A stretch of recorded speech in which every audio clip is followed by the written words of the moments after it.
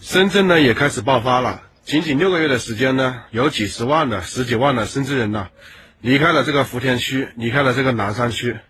我们大家都知道啊，深圳的福田区、南山区都是深圳市中心最繁华的2个区。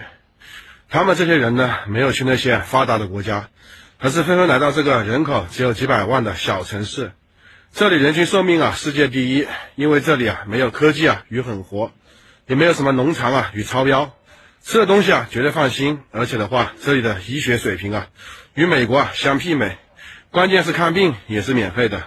但这里的教育啊才是王炸级别的。这里的话有15年的免费教育，孩子呢不用中考都能上到高中，上大学还给你补贴60万学费。这里呢一座城市啊就有5所世界100强名校